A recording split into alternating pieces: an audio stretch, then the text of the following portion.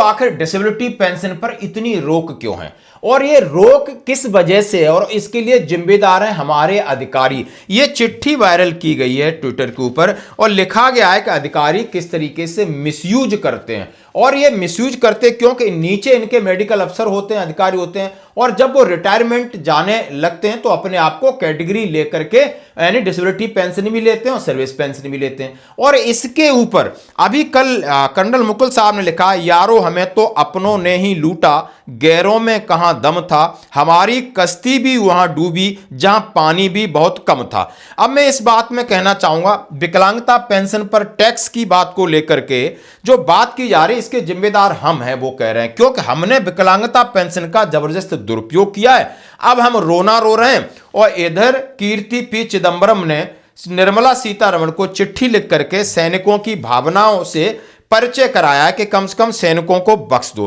अब मैं बात करूंगा डिसेबिलिटी पेंशन जवानों के ऊपर कोई टैक्स लगेगा नहीं क्योंकि उतने 4-5-6 हजार मिलती है।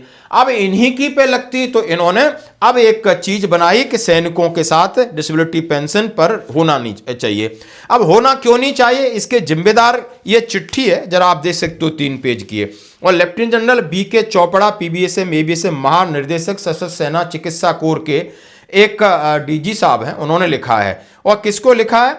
श्री राधा कृष्ण माथुर IAS रक्षा सचिव को लिखा है। अब यानी एक DG ने जो AMC के रक्षा सचिव को चिट्ठी लिखा है और सीधा सीधा लिखा है, इसमें क्या लिखा है जरा इसको सुनेंगे या मोटा मोटा बता दो। सशस्त्र बल चिकित्सा सेवा महानिदेशालय विकलांगता पेंशन और विशेष परिवारिक पेंशन के दावों पर चिकित्सा राय व्यक्त करता है। विकलांगता पेंशन से संबंधित सभी चिकित्सा मामलों पर रक्षा मंत्रालय और सेवा मुख्यालय के साथ संपर्क के लिए जिम्मेदार है। उन्होंने कहा हम आपको ये सब चीजें व्यथा बताने वाले हैं। मैं आपको सर्विसेज में एक खतरनाक ट्रेंड के बारे में बताना चाहता हूं जिसमें लेफ्टिनेंट जनरल, मेजर जनरल, उनके बराबर रैंक के सीनियर अफसर डिसेबिलिटी पेंशन के क्लेम को प्राथमिकता दे रहे हैं।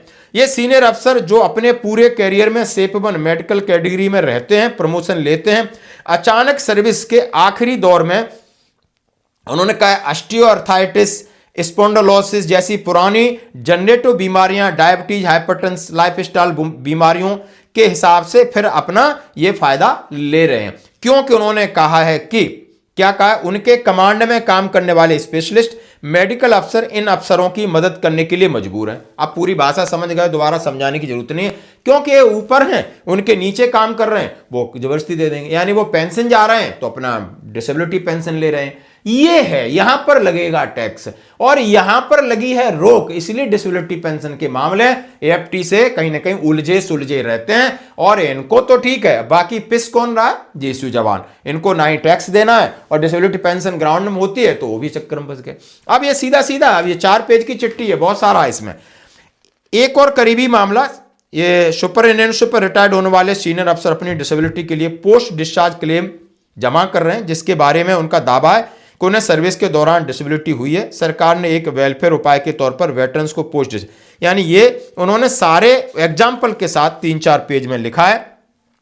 मैं शॉर्ट में दोहराना चाहूंगा कि डिसेबिलिटी पेंशन घायल सैनिकों की लाइफलाइन बनने की बजाय टैक्स फ्री सप्लीमेंट्री इनकम का एक आसान और आकर्षक सोर्स बन गया है। कितनी बड़ी बात है, यानी ये डिसेबिलिटी पेंशन घायल सैनिकों के लिए लाइफलाइन थी और यहां पर ये बिजनेस और धंधा बन गया है, ट्रेंड बन गया है कि भैया ले लो और बैठ करके खाएंगे। और सीधा सीधा उन्होंने इसी का जिक्र किया है कि सेफ बन रहो, प्रमोशन भी लेते रहो और पेंशन जाने का वक्त आए तो आराम से अपने डिसेबिलिटी पेंशन ले लो।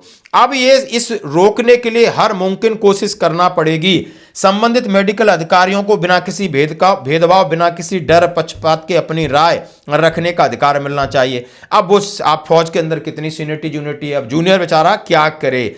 यानी उन्होंने कहा मुझे सच में लगता है कि अफसर्स की ऐसी कोशिशों को रोकने के लिए तुरंत कड़े कदम उठाना, सिस्टम को मजबूत करने की जरूरत है। इंडियन एयरफोर्स और दूसरे सिस्टम में ऐसा है लेकिन हमारे पास ऐसा नहीं है। और इन्होंने कहा डिसेबिलिटी पर परसेंटेज आखिर में फंक्शन डिटेक्ट के आधार पर तय किया जाता है। यानी सारी चीजें उन्होंने, बहुत बड़ी लेटर है, यानी सारी चीजें डाल दी। अब यहां पर वित्त मंत्री साहिबा को चिट्ठी लिखी जाती है, आर्मड फोर्स के रिटायर्ड सैनिकों की डिसेबिलिटी पेंशन पर टैक्स लगाने प्रस्ताव पर संवैधानिक आपत्ति। अब ये कीर्ति चिदंबरम कौन है? यानी ये P चिदंबरम के बेटे हैं जो बहुत सालों तक ये वित्त मंत्री रहे।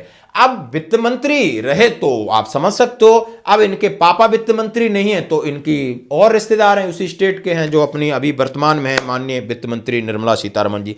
उनको लिखा है कि फाइनेंशियल बिल में इंडियन आर्म्ड फोर्स के रिटायर्ड सैनिकों की डिसेबिलिटी पेंशन पर इनकम टैक्स छूट वापस लेने के प्रस्ताव पर ऑफिशियली आपत्ति जताने के लिए लिख रहा हूं। अब इन्होंने भी लिख दिया कि हम फौजियों के साथ हैं, लेकिन जरा समझना होगा आपको। डिसेबिलिटी पेंशन ड्यूटी के दौरान लगी पक्की चोट के लिए मुआवजा है, आमतौर पर इनकम नहीं माना जाता है। ऐसे मुआवजे पर टैक्स लगना मनमानी है, संविधान के आर्टिकल 14 का उल्लंघन है, क्योंकि यह गलत तरीके से डिसेबल सैनिकों के आम टैक्स पेयर के साथ क्लासिफाई करता है, भले ही उनकी सर्विस की शर्तें अलग हैं। अब इन्होंने दिया है कि यह आर्टिकल 14 का उल्लंघन तो होगा ही, और तमाम चीजें लिखी। मैं सरकार से गुजारिश करता हूं कि इस प्रस्ताव को वापस ले लो और जितने भी आर्मड फोर्सेस वेटरन्स की इज्जत और भलाई के लिए संवैधानिक कैबिनेट को फिर से एक नियम बनाएं। अब नियम तो वो बना रहे हैं, चिट्ठी भी आप लिख रहे हो, लेकिन करेंगे क्या? क्यों कि कहीं न कहीं यारो हमें तो अपनों ने ही लूटा, गैरों में कहां दम था, हमारी कश्ती तो वहां डूबी जहां पानी कम था। यानी हमने ही मिसयूज किया, हमने ही शिकायत की, हमने ही मजबूर किया। अब इसमें सारे अधिकारी हैं और रक्षा सचिव थे, बड़े बड़े लोग थे, बड़े बड़े चीजें थी, बड़ों बड़ों ने फायदा उठाया, और नीचे पिस कौन रहा है? बेचारा जो कभी बोलता नहीं है, चुप रहता है, जो मिल जाए उसी में संतोष रहता है, भगवान के भरोसे रहता है, वो है भारतीय सेना का जवान। आपकी क्या है राय? धन्यवाद।